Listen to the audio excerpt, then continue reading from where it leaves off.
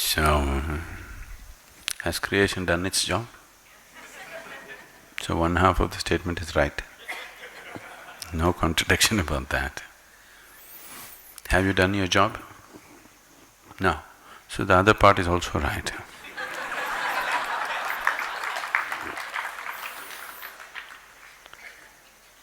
At the same time, I'm saying be in Upasana because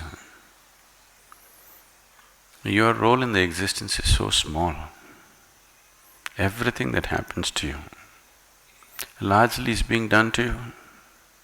Are you spinning the planet? No. Could you live if it did not spin? Could you live? No.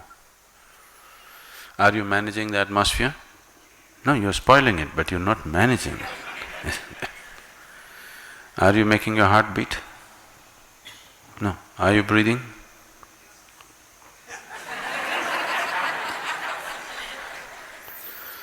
Everything that's vital to life is happening, isn't it?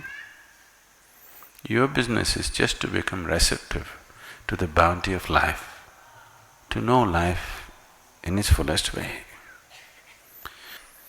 If you're willing to be blissful, joyful, do something worthwhile about yourself, or you're willing to do something worthwhile about 10 people around you, we will take care of your living goals. All you have to do is, to whom? Just the creation. Isn't it big enough to bow down? Isn't it big enough to bow down? Just the creation. On top of that you want one more thing? Isn't creation itself big enough to bow down, I'm asking? Isn't the mountain big enough to bow down? I find even the tree and an ant big enough to bow down because not one of them can we figure.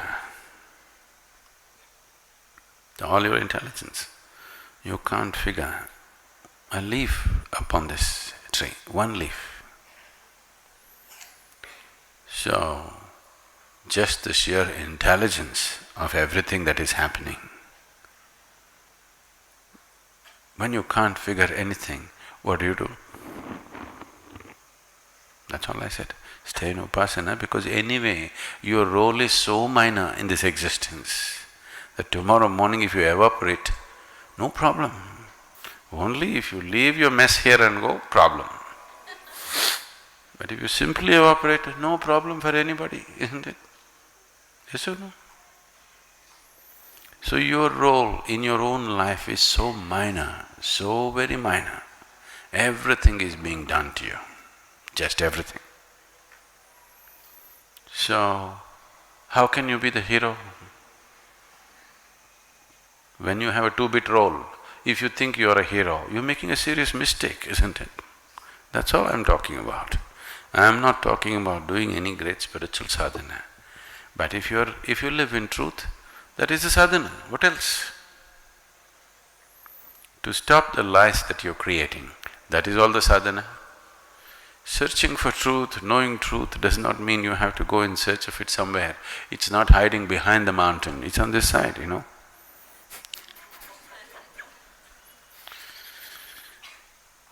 Right now, this part of the planet is dark.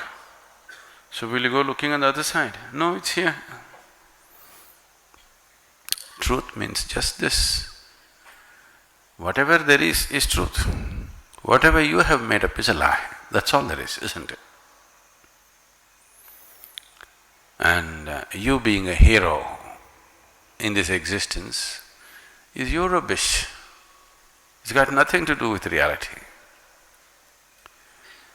So if you understand that, you understand you have a very minor role in the existence, not just in the making of the existence, in your own life.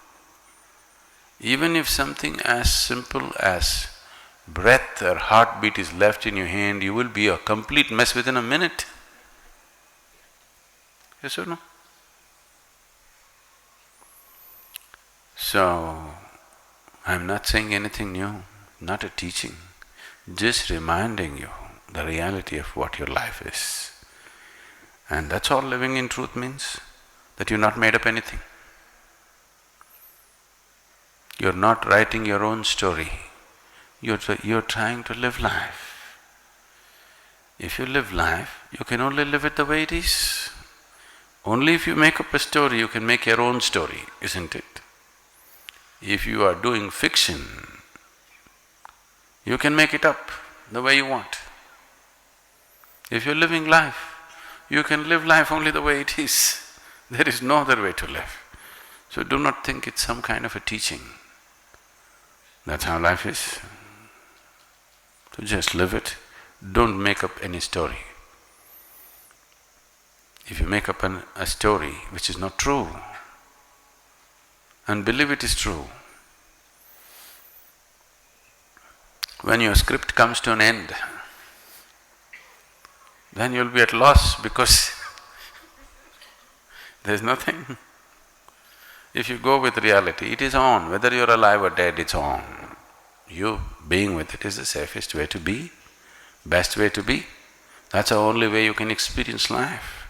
Otherwise, you will experience the treachery of your own words, nothing else.